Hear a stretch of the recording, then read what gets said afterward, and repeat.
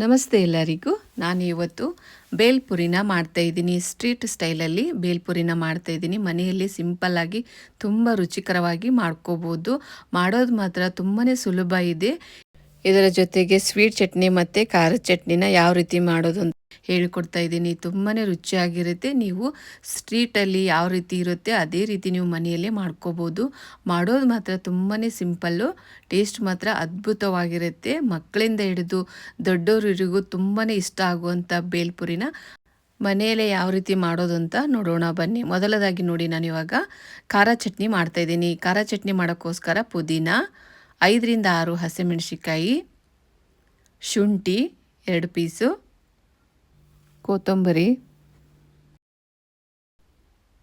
Chat masala, ಉಪ್ಪು, ಸ್ವಲ್ಪ ನೀರನ್ನು ಸೇರಿಸ್ಕೊಂಡು ಇದನ್ನು ಪೇಸ್ಟ್ ಮಾಡಿ ತಗೊಳ್ಳಿ. ಆದಷ್ಟು ಗಟ್ಟಿಯಾಗಿ ಮತ್ತು ಸಣ್ಣಗೆ ಪೇಸ್ಟ್ ಮಾಡಿ ತಗೊಳ್ಳಿ. ನಾನು ಇದನ್ನು ಸೋದಿಸಿ ತಗೋತಾ ಇಲ್ಲ, ಹಾಗಾಗಿ ಆದಷ್ಟು ಎಷ್ಟು ಸಾಧ್ಯ ಆಗುತ್ತೆ ಅಷ್ಟು ಇದನ್ನು ಸಣ್ಣಗೆ ಚಟ್ನಿನ ರೆಡಿ ಮಾಡಿ ತಗೊಳ್ಳಿ. ನೋಡಿ, ಈ ರೀತಿ ಇರಬೇಕು. ಇವಾಗ ಖಾರ ಚಟ್ನಿ ರೆಡಿಯಾಗಿದೆ. ಸ್ವೀಟ್ ಚಟ್ನಿ ಯಾವ ರೀತಿ ಮಾಡೋದು ಅಂತ ನೋಡೋಣ. ಇವಾಗ ನೋಡಿ, ಒಂದು ದೊಡ್ಡ ಲಿಂಬೆಹಣ್ಣು ಗಾತ್ರದಷ್ಟು ಹುಣಸೆಹಣ್ಣು, ಅರ್ಧ ಬೌಲು ಬೆಲ್ಲ, ಇವಾಗ ರೆಡ್ ಚಿಲ್ಲಿ ಪೌಡರ್ನ ಹಾಕ್ತಾಯಿದ್ದೀನಿ, ಉಪ್ಪು, ಸ್ವಲ್ಪ ನೀರನ್ನು ಸೇರಿಸ್ಕೋತಾಯಿದ್ದೀನಿ, 1 ಬೌಲ್ ಆಗೋಷ್ಟು ಹಾಕ್ತಾಯಿದ್ದೀನಿ. ಇವಾಗ ಚಾಟ್ ಮಸಾಲನ ಸೇರಿಸ್ತಾ ಇದ್ದೀನಿ, 2 ಟೀ ಸ್ಪೂನಷ್ಟು ಚಾಟ್ ಮಸಾಲ ಹಾಕ್ತಿರೋದು ನಾನು.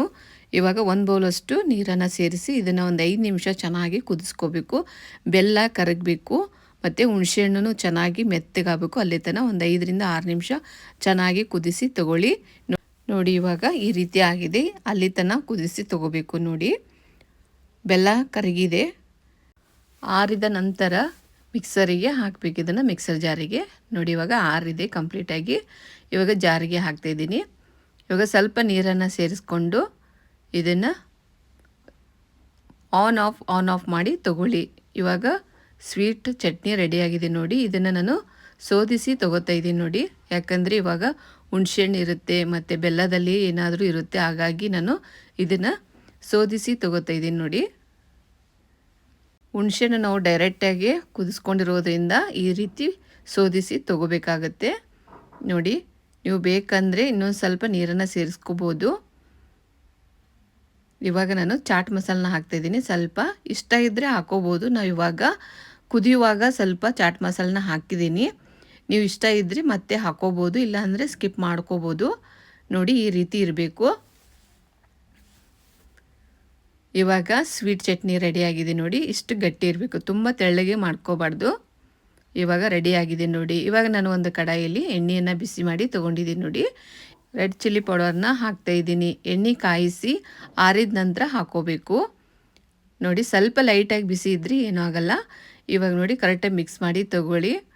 ನಾನು 2 ಬೌಲಷ್ಟು ಮಂಡಕ್ಕಿ ಅಥವಾ ಚುರುಮರಿನ ಸೇರಿಸ್ತಾಯಿದ್ದೀನಿ ನೋಡಿ. ನಿಮಗೆ ಎಷ್ಟು ಬೇಕಾಗುತ್ತೆ ಅಷ್ಟು ನೋಡಿಕೊಂಡು, ಕ್ವಾಂಟಿಟಿ ನೋಡಿಕೊಂಡು ಮಾಡ್ಕೊಳ್ಳಿ. ಕರೆಕ್ಟಾಗಿ ಇದನ್ನು ಮಿಕ್ಸ್ ಮಾಡಿ ತಗೊಳ್ಳಿ. ಇವಾಗ ಸ್ವಲ್ಪ ಉಪ್ಪನ್ನು ಸೇರಿಸ್ತಾ ಇದ್ದೀನಿ.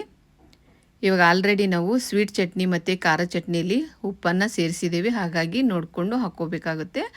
ಇವಾಗ ನಾನು ಸ್ವೀಟ್ ಚಟ್ನಿ ಮತ್ತು ಖಾರ ಚಟ್ನಿನ ಹಾಕ್ತಾಯಿದ್ದೀನಿ ನೋಡಿ. ನಿಮ್ಗೆ ಇಷ್ಟ ಅಂದರೆ ಇನ್ನೊಂದು ಸ್ವಲ್ಪ ಜಾಸ್ತಿ ಸೇರಿಸ್ಕೋಬೋದು. ತುಂಬ ರುಚಿಯಾಗಿರುತ್ತೆ. ಹುಳಿ ಹುಳಿ ಸ್ವೀಟಾಗಿ ತುಂಬಾ ಚೆನ್ನಾಗಿರುತ್ತೆ ಬೇಲ್ಪುರಿ ಮಾತ್ರ. ಕರೆಕ್ಟಾಗಿ ಇದನ್ನು ಮಿಕ್ಸ್ ಮಾಡಿ ತಗೊಳ್ಳಿ. ಇದಕ್ಕೆ ಶೇವ್ ಖಾರದಲ್ಲಿ ವೆರೈಟಿ ಶೇವ್ ಖಾರ ಹಾಕಿದಷ್ಟು ತುಂಬಾ ರುಚಿಯಾಗಿರುತ್ತೆ. ನಾನು ಇದರಲ್ಲಿ 4 ಥರ ಶೇವ್ ಖಾರನ ಹಾಕಿದ್ದೀನಿ. ಇವಾಗ ಬೊಂದೆಕಾಳು, ದಪ್ಪ ಶೇವು ಮತ್ತು ಸಣ್ಣ ಸೇವು, ಇವಾಗ ನೋಡಿ ಮಸಾಲ ಶೇಂಗಾ, ಈ ಥರ 4 ಥರ ನಾನು ಹಾಕಿದ್ದೀನಿ. ಚಿಕ್ಕದಾಗಿ ಕಟ್ ಮಾಡಿರುವಂಥ ಕೊತ್ತಂಬರಿ ಮತ್ತು ಚಿಕ್ಕದಾಗಿ ಕಟ್ ಮಾಡ್ಕೊಂಡಿರೋಂಥ ಈರುಳ್ಳಿನ ಹಾಕಿ ಕರೆಕ್ಟಾಗಿ ಇದನ್ನು ಮಿಕ್ಸ್ ಮಾಡಿ ತೊಗೋತಿದ್ದೀನಿ ನೋಡಿ. ಇವಾಗ ನಾನು ಸರ್ವ್ ಮಾಡ್ತಾಯಿದ್ದೀನಿ. ಸರ್ವ್ ಮಾಡಿದ ನಂತರ ಮತ್ತೆ ನಾವು ಪುನಃ ಇದಕ್ಕೆ ಖಾರ ಚಟ್ನಿ, ಸ್ವೀಟ್ ಚಟ್ನಿನ ಸೇರಿಸ್ಬೇಕಾಗುತ್ತೆ. ನೀವು ಹಾಗೇನೂ ತಿನ್ಬೋದು, ಅಥವಾ ಮತ್ತೆ ಮೇಲೆ ಶೇವ್ ಖಾರ, ಈರುಳ್ಳಿ, ಕೊತ್ತಂಬರಿ ಮತ್ತು ಸ್ವೀಟ್ ಚಟ್ನಿ, ಖಾರ ಚಟ್ನಿ ಸರ್ವ್ ಮಾಡಿಕೊಂಡು ತಿನ್ಬೋದು. ಈ ರೀತಿಯೇ ಮಾಡ್ಕೊಂಡು ತಿನ್ನಬೇಕು, ತುಂಬಾ ರುಚಿಯಾಗಿರುತ್ತೆ.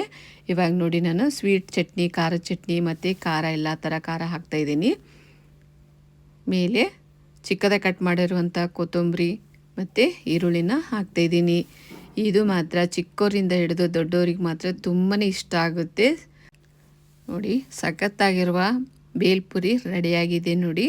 ನೀವು ಬೇಕಂದರೆ ಪುರಿನ ಸ್ವಲ್ಪ ಕ್ರಷ್ ಮಾಡಿ ಹಾಕೋಬೋದು, ಅದು ಸಹ ಸೂಪರ್ ಆಗಿರುತ್ತೆ. ನಾನು ಹಾಕಿಲ್ಲ, ನೀವು ಇಷ್ಟ ಇದ್ದರೆ ಹಾಕೋಬೋದು. ನೋಡಿ ಇವಾಗ ಬೇಲ್ಪುರಿ ರೆಡಿಯಾಗಿದೆ. ನೀವು ಸಹ ಟ್ರೈ ಮಾಡಿ ನೋಡಿ, ತುಂಬಾ ರುಚಿಯಾಗಿರುತ್ತೆ. ಮನೆಯಲ್ಲೇ ಸುಲಭವಾಗಿ ಮಾಡ್ಕೋಬೋದು. ವಿಡಿಯೋ ಇಷ್ಟ ಆಯಿತು ಅಂದರೆ ಲೈಕ್ ಮಾಡಿ, ಶೇರ್ ಮಾಡಿ ಮತ್ತು ಸಬ್ಸ್ಕ್ರೈಬ್ ಫಾಲೋ ಮಾಡೋದನ್ನು ಮರಿಬೇಡಿ. ಮತ್ತೆ ಭೇಟಿಯಾಗೋಣ ಮುಂದಿನ ರೆಸಿಪಿಯೊಂದಿಗೆ ಹಾಗೂ ಹೋಮ್ ರೆಮಿಡಿಯೊಂದಿಗೆ. Thank you for watching.